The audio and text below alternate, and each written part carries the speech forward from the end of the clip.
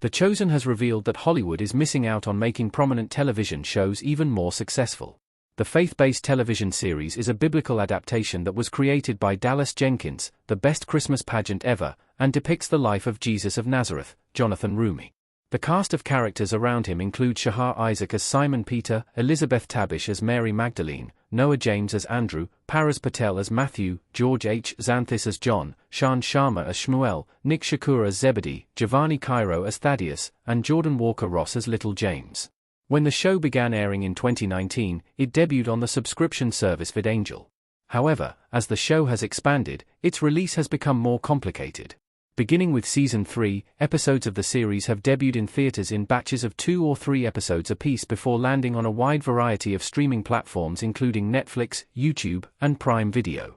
However, for The Chosen Season 5, which is the most recent season, through the upcoming Season 7, the episodes will be exclusively available on Prime Video for 90 days after their theatrical premieres and then become available for free recently. The Chosen Season 5 box office has turned out incredibly solid numbers for the series.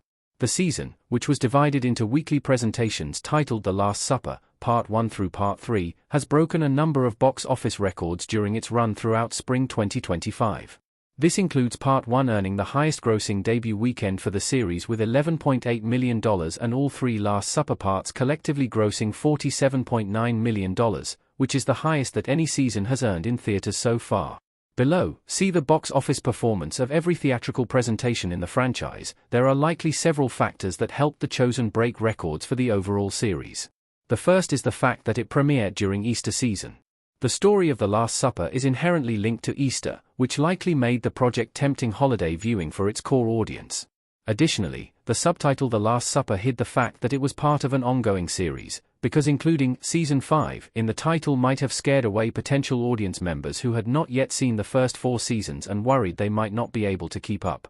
Regardless of the reasons for its specific success in 2025, the ongoing box office success of the series is something that should not be ignored, especially considering the fact that The Last Supper Part 2 and Part 3 ultimately made less than the premieres of Season 3 and Season 4 did in theaters, showcasing the series' long-standing ability to draw in audiences.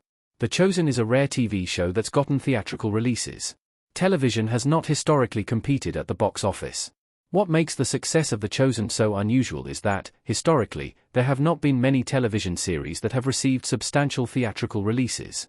There are quite a few reasons for this, including the fact that television and cinema were viewed as competitors during the rise of television, fighting over viewers in the entertainment marketplace. In the 1950s, this led to the implementation of many techniques to make movies into must-see spectacles, including 3D presentations, larger formats, and movies with more epic stories such as religious dramas like 1959's Ben-Hur and splashy, big-budget musicals like 1961's West Side Story. While many properties have made the leap from the small screen to the big screen in movies such as 2000's Charlie's Angels, 2008's Sex and the City, 2012's 21 Jump Street, and 2017's Baywatch, actual episodes of television very rarely play in theaters except as part of special limited presentations. However, episode packages playing in theaters isn't an entirely unheard-of phenomenon. In fact, it has taken place as early as 1955, when the Davy Crockett compilation The King of the Wild Frontier premiered. Other series that have distributed episodes or episodic packages in theaters include the 1973 miniseries Scenes from a Marriage, which was edited into a feature presentation, Picard, which has its final episodes play in IMAX in 2023, and Yellowstone, which had the first 2 hours of Season 5 play in AMC theaters weeks before it debuted on Paramount Network. Hollywood shouldn't ignore The Chosen Season 5's box office success. It might not only be a faith-based phenomenon. Jonathan Roumie as Jesus Christ smiling in The Chosen 5 and 2 studios. It would likely be unwise for Hollywood to ignore the success of the series at the box office. The biblical series could be too easily written off as appealing to its core religious audience, which has recently been tempted to theaters quite frequently, particularly for new releases from Angel Studios, the outfit behind the 2023 smash hit Sound of Freedom.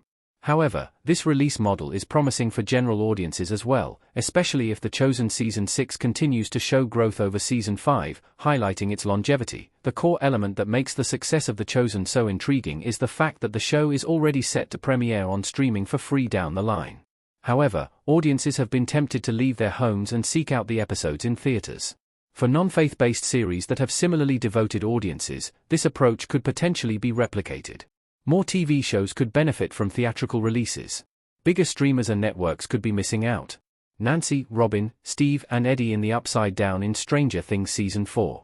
It seems highly probable that flagship series from streamers and networks could see similar results at the box office if they were converted into theatrical presentations, particularly presentations that debuted before the small-screen premieres of the shows in question. This may not be the case for shows telling smaller-scale stories such as the restaurant drama The Bear, but big-budget spectacles including HBO's House of the Dragon, FX on Hulu's Shgun, and Netflix's Stranger Things could all potentially benefit from a theatrical release, especially because they come with huge built-in fanbases that AS The Chosen seems to have revealed. Even a week-long theatrical run in limited theaters could potentially boost the profits of major network or streaming series. In addition to the raw box office numbers a spectacle series might earn, this is because theatrical releases can operate as marketing campaigns for a show's small-screen run. This approach has already been used by streamers in a different form, as streaming movies such as Prime Video's Saltburn and Air or Apple TV Plus' Napoleon and Killers of the Flower Moon have had theatrical runs as preludes to their at-home debuts.